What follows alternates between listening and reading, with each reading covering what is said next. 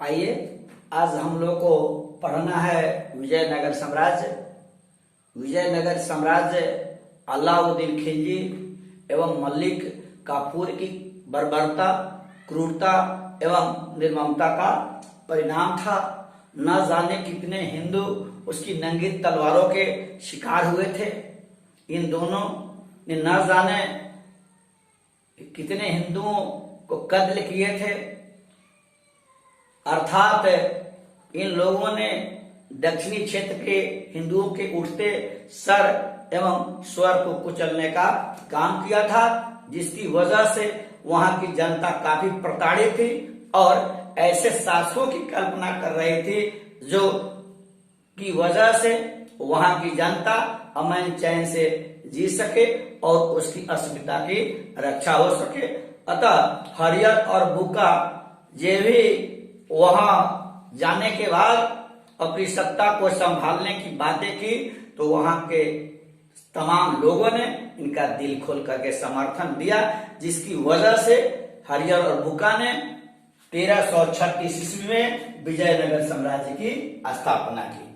विजयनगर साम्राज्य से संबंधित बहुत से प्रश्न आते हैं, उसका एक एक करके मैं उत्तर बता रहा हूं, ध्यान देने की जरूरत है। आपसे पूछेगा विजयनगर साम्राज्य का संस्थापक कौन था, तो हम लिखेंगे विजयनगर साम्राज्य का संस्थापक हरियर और बुक्का दोनों था। हरियर और बुक्का दोनों सागा भाई था और उसके पिता का नाम संगम था। इसीलिए अगर आपसे पूछे कि विजयनगर साम्राज्य का संस्थापक कौन था, तो लिखेंगे हरियर और बुक्का था। वो अगर पूछे कि वह किस वंश का था, तो लिखेंगे वह संगम वंश का था। आपसे ऐसे भी पूछ सकता है कि विजयनगर साम्राज्य का प्रथम शासक कौन था, तो स्वाभाविक है जो संस्थापक हो सकता है वही प्रथम शासक होगा।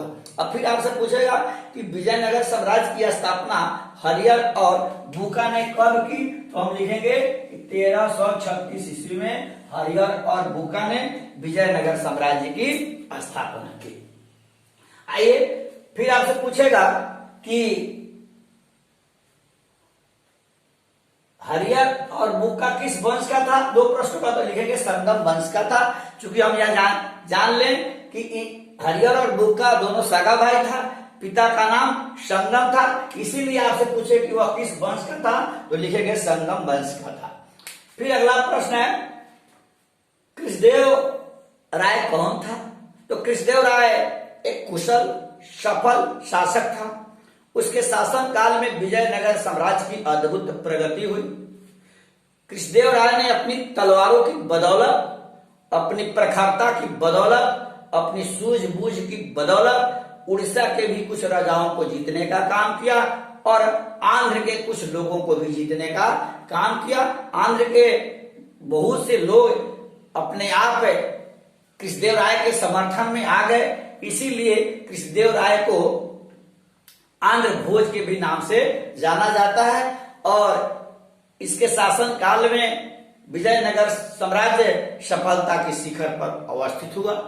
इसीलिए मुगल साम्राज्य का जो संस्थापक बाबर था उसने कृष्णदेव राय की बड़ी प्रशंसा की थी और उसने कृष्णदेव राय को सफल शासक कहा था। लेकिन आपसे यह भी पूछेगा कि कृष्णदेव राय गद्दी पर कब बैठा, उसका शासन काल कब था, कितना, लिखेंगे 1509 से 1529 ईस्वी था।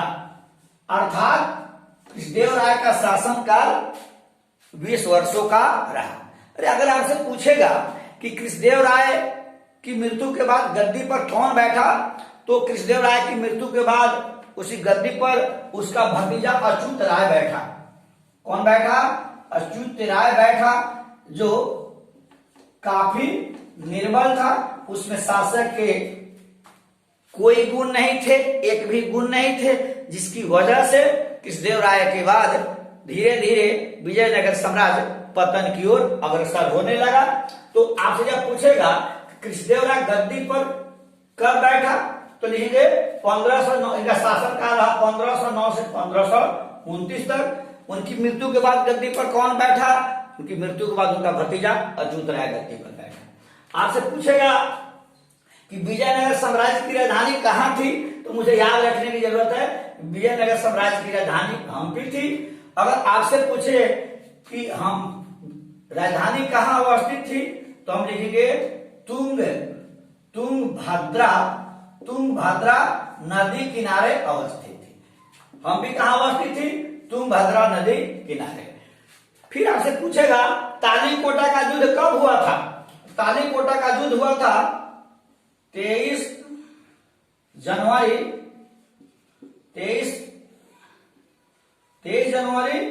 1564 ईस्वी को हुआ। तालीकोटा का युद्ध विजयनगर साम्राज्य और पड़ोसी राज्य बहमनी के बीच हुआ था। बहमनी का शासक मुसलमान था और उसने कई वर्षों से वह विजयनगर साम्राज्य को जीतना चाहता था, अपने अधीन करना चाहता था, लेकिन वह सफल नहीं हो रहा था।